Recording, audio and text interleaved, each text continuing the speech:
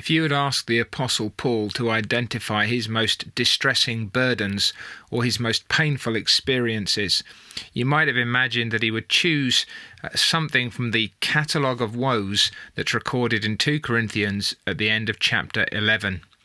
Setting himself in contrast to the false teachers, he says that he has been in labours more abundant, in stripes above measure, in prisons more frequently, in deaths often, boasting in the things of which they would have been ashamed.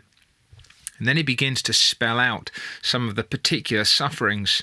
From the Jews, 5 times I received 40 stripes minus 1.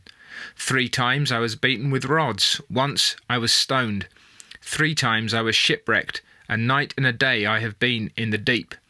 At which point you're asking how Paul is even alive still, let alone what state his body might have been in after such afflictions and abuses. But he goes on. He'd been in journeys often, in perils of waters, robbers, his own countrymen, the Gentiles, in perils in the city, in the wilderness, in the sea, in perils among false brethren, then in weariness and toil, in sleeplessness often, in hunger and thirst, in fastings often, in cold and nakedness. And you said, well, Paul, take your pick. I mean, any one of those, let alone a combination of them, that's got to be the worst thing that you face. But it seems then that Paul says something which crowns the whole. Besides the other things, what comes upon me daily, my deep concern for all the churches. Now, Paul is not God, and he knows that. And we are not Paul, and we should know that. We're not apostles. We don't necessarily have the same responsibilities and duties, even in terms of pastoral labour, let alone in terms of apostolic responsibility. And yet you will notice that what burdens Paul most of all is the state of the churches. And it's not first and foremost his frustration that things aren't going the way he'd like them to. And you might imagine that that might be the case.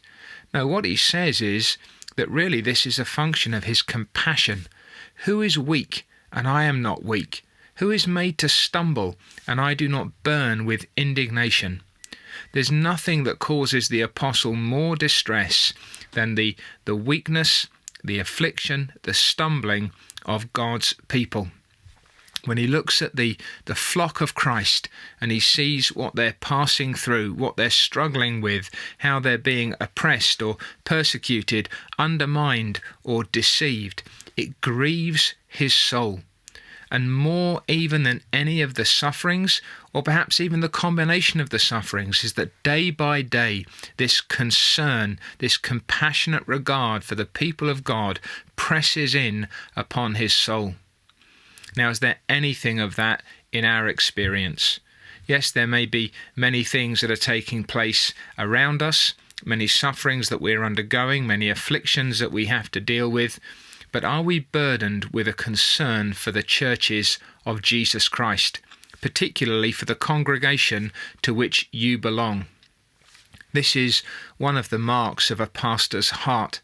When a man has a shepherd's soul, he has this profound concern and compassion for God's people. They take up his waking thoughts. They draw out his most ardent affections. He is troubled when they are troubled. He feels the burden of their weakness. He is concerned and distressed when he sees them stumbling.